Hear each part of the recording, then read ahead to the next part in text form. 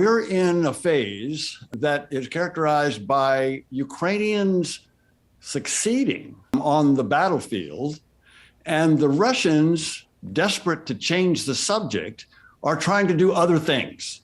So President Putin, knowing that he's losing on the battlefield, is calling up reserves.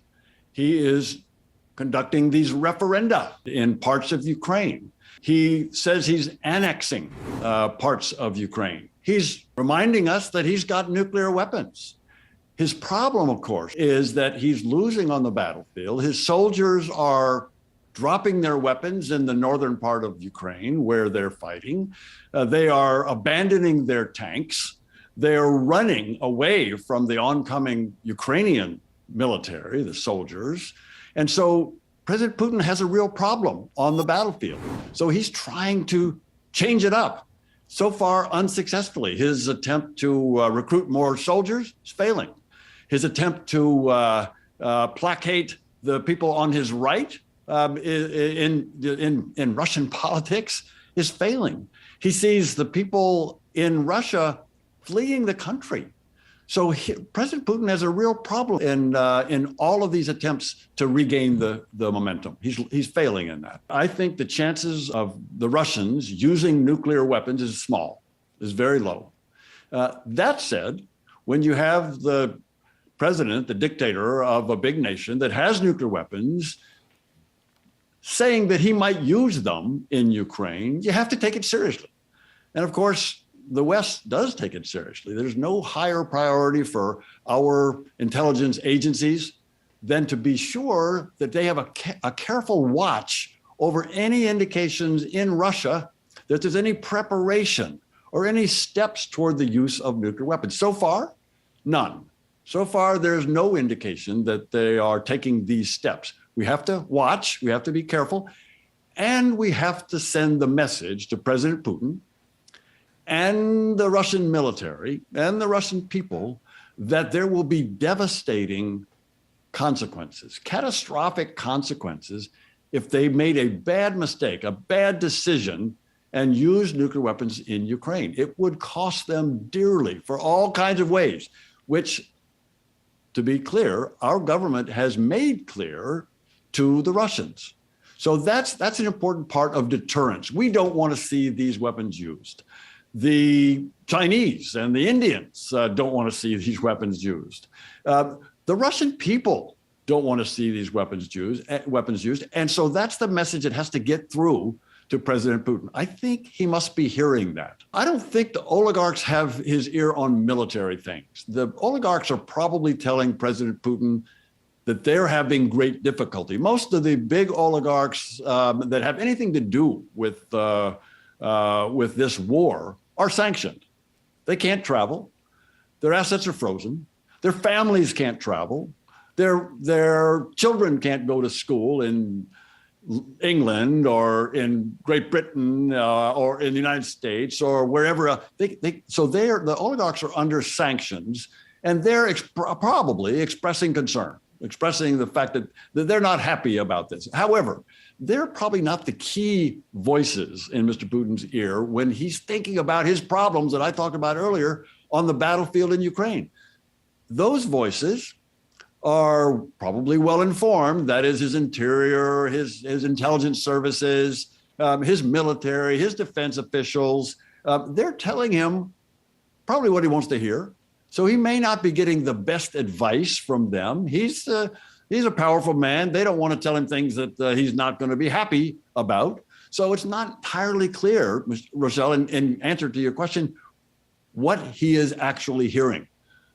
What he can be sure of is that he's losing on the battlefield. And we know he understands that because he's calling up reserves.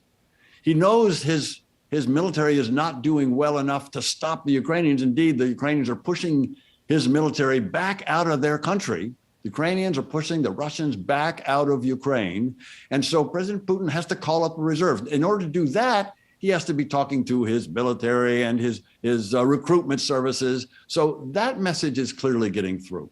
So it's very, very clear to NATO what would happen if the Russians were to attack any NATO member. There's no doubt in the NATO members' mind. There's no doubt in the Russian mind, and President Putin's mind, that if the Russians were to again make this bad decision, this blunder, to attack a NATO member, that would ensure their defeat. That would ensure that would be like committing suicide. I don't think the Russians are totally irrational. I don't think they're suicidal. So I think, again, the chances of the Russians attacking NATO members is low. Can't discount it, have to be ready. NATO is clearly ready. NATO is building up its capabilities on its eastern front. NATO is providing weapons to the Ukrainians because that's the first line of defense. The Ukrainians are fighting the first line of defense. They are defending the rest of NATO, the rest of Europe, from the Russians. And so that's why the United States, as a leading NATO member, that's why other NATO nations are providing the weapons to Ukraine to defend Ukraine so that the Russians can't go further, can't go into Europe. What will dampen his resolve is not going to be sanctions. What sanctions are going to do is squeezing the economy. Sanctions make it more difficult for the Russian economy to continue to support this war. So that's the purpose of sanctions at this point. Make it hard for the Russians to be able to replace all these weapons, all these missiles, all these cruise missiles, and guided missiles and airstrikes. All of those things cost money, and all of those things need to be replaced. And the sanctions make it harder to replace. However, you're exactly right. They have not deterred President Putin from this attack. You ask what's going to deter him, what's going to change his mind? Continuing to lose on the battlefield. And in order for him to continue to lose on the battlefield, we need to continue to provide more and heavier and stronger and longer range weapons to the Ukrainians so they can push the Russians back out. One place where dynamics play out is in the UN. Now, we know that in the Security Council, UN Security Council, the Russians have a veto, and they used it.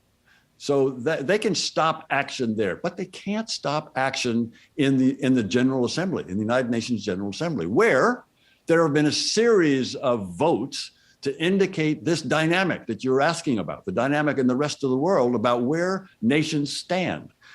The Russians have lost every one of those votes. The most recent one, Rochelle, was last week, and 143 nations voted to condemn Russia. 143. There were 5 nations that supported Russia, 4 nations plus Russia that supported the Russian attack on Ukraine. So 143 to 5. Now, there were some abstentions. Some 38 nations abstained. But it's very interesting. The Chinese did not support the Russians. The Chinese did not vote with the Russians. The Chinese abstained. The Indians did not vote with the Russians. The Indians abstained. So the Russians couldn't even get these nations. And they've got this partnership with the Chinese, and they can't even get the Chinese to vote with them in the UN. And the Indians buy a lot of weapons from the Russians, so they want to try to stay on the good side of the Russians. And they didn't support the Russians in the UN. Maybe they realize that the Russian weapons aren't so good after all. Maybe that's one of the reasons that the Indians, but when you look at where the international community is in terms of UN votes or in other things, you see that people are not, even the Belarusians. So President Putin is trying to lean on the president of Belarus, President Lukashenko, to support him, to support Putin in this battle, in this fight. And President Lukashenko really doesn't want to do it because the Belarusian people don't support the war against Ukraine. They're supporting Ukraine against Russia. So even this close ally is hesitant to support Putin. So this is all to say that the dynamics, the international dynamics, are against the Russians and support the Ukrainians. And Rochelle, if there were, going back to our earlier conversation about nuclear use, if the Russians were to decide to use nuclear weapons, they would they would lose all support, all support. They would be even more of a pariah than they are right now.